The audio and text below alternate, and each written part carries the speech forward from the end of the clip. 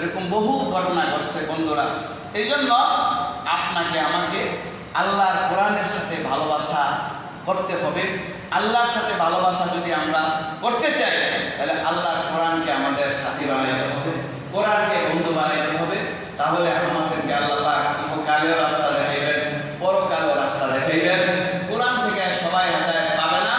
কোরআনের যারা মুহতাজ হবে, কোরআন ওয়ালার যারা মুহতাজ হবে, তাদেরকে আল্লাহ পাক কোরআনের নূর দান করবেন, ইসলামের ছায়াতলে আনবেন।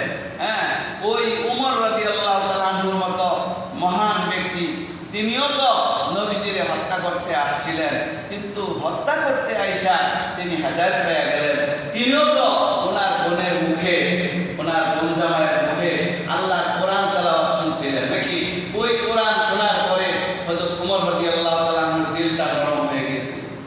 কিন্তু এই কোরআন তো আবু জাহেল আবু লাহাব শুনলো, তাদের দিল তো নরম হইল না, বরং তাদের বিপক্ষে আল্লাহ কি করলেন?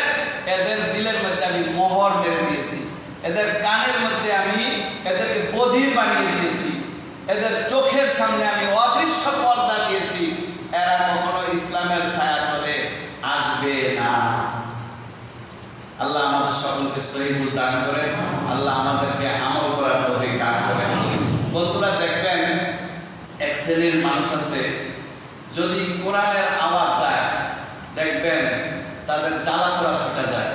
আর যদি মাইকে যদি আল্লাহর কোরআন তেলাওয়াত হয়, তারা দেখবেন যে থানায় পর্যন্ত আপনার কি করে, ফোন দিয়া বলে যে কোরআন তেলাওয়াত হচ্ছে, মাইকটা বন্ধ করে দেন, আমাদের কান ফেটে যাইতেছে, আমাদের খারাপ লাগতেছে, না আমরা ঘুমাইতে পারি না, আমাদের অনেক কষ্ট হইতেছে, বলে কিনা আল্লাহ। কিন্তু আপনি যদি গান বাজায় দেন দেখবেন কোনো অসুবিধা নেই, এমন ভাবে গানের আওয়াজ হইতেছে কিন্তু ওইটা ভালো লাগতেছে, খুব মজা লাগতেছে। ওইটা বন্ধ করার জন্য থানায় কোনো ফোন দেয় না, পুলিশেরও আউন লাগে না, আর মাইকও বন্ধ করুন লাগে না, আছে কিনা?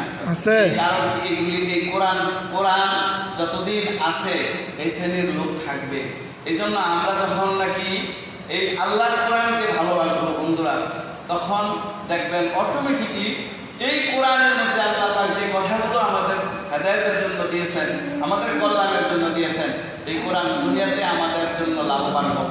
আজকে আমরা যারা এই সময়কে কাজে লাগাইছি, আল্লাহর কোরআনের মজলিসে আসছি, আমাদের অনেক পেরেশানি ছিল, অনেক কাজকর্ম ছিল, সব কিছু ছেড়ে দিয়ে যে আসছি, আল্লাহ দেখছেন কি দেখছেন না? আল্লাহ অবশ্যই দেখছেন। আল্লাহ এই কোরআনের বদৌলতে আমাদের পেরেশানিগুলো দূর করবেন, অভাব অনটন দূর করবেন। কোরআনের বদৌলতে আল্লাহ আল্লাহ কাজগুলো আমাদের আসান করে দিবেন।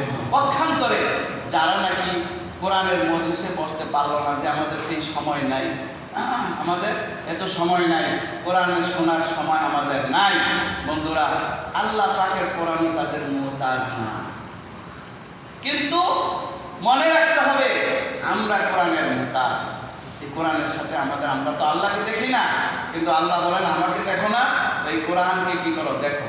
এই কোরআন পড়বা তো আমার সাথে তোমাদের কথা হবে, বলেন সুবহানাল্লাহ। আল্লাহ আমাদেরকে বেশি বেশি আল্লাহর কোরআন তেলাওয়াত করার তৌফিক দান করেন। আস্তাগফিরুল্লাহ রাব্বি মিন কুল্লি যামবিন ওয়া আতুবু ইলাইহি, লা হাওলা ওয়ালা কুওয়াতা ইল্লা বিল্লাহিল আলিয়্যিল আযীম। আস্তাগফিরুল্লাহ রাব্বি মিন কুল্লি যামবিন ওয়া আতুবু ইলাইহি, লা হাওলা ওয়ালা কুওয়াতা ইল্লা বিল্লাহিল আলিয়্যিল আযীম।